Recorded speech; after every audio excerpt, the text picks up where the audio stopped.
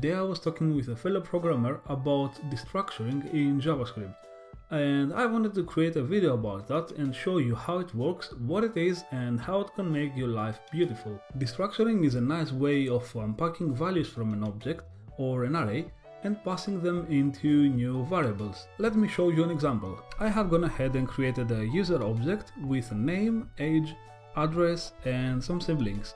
So let's say I wanted to get the name from the user. I would typically do something like this. I would create a new variable, let's say username equals to user.name.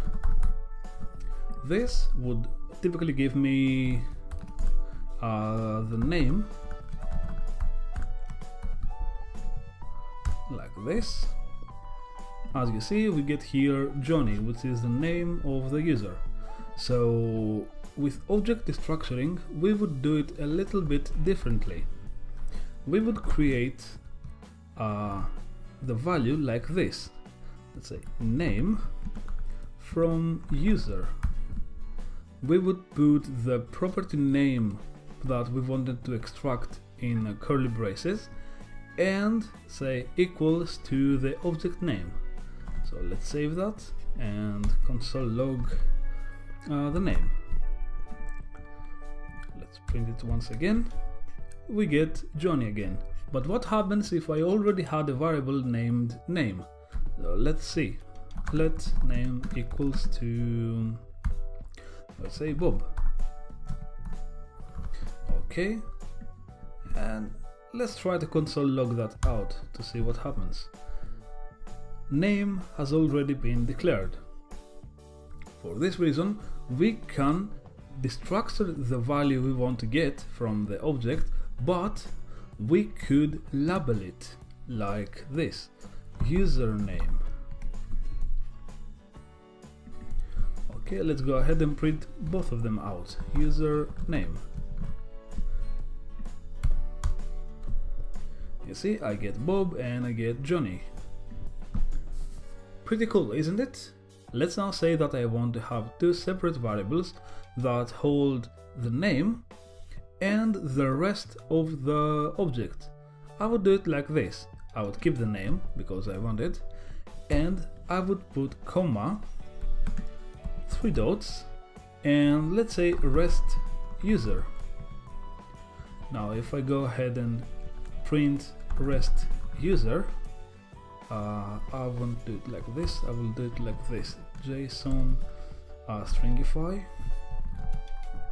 rest user null 2.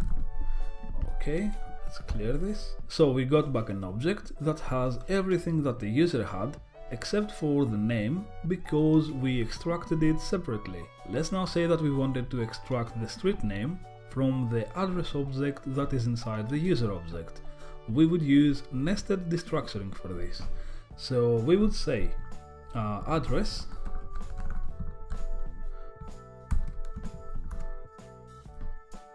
street, like this, and we would go ahead and print out the street. So log street, like this. We got back Awesome Boulevard.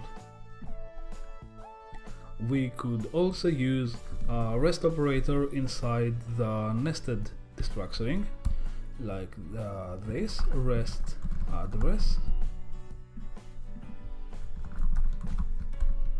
Save and run it again. Oops, I forgot to put the dots here. Let's console log it out again. And we got back another object that holds the number and the city. But what happens with the siblings array here? Destructuring works the same way with arrays, like this. Let's say we wanted to get the first sibling. We would do it like this: sibling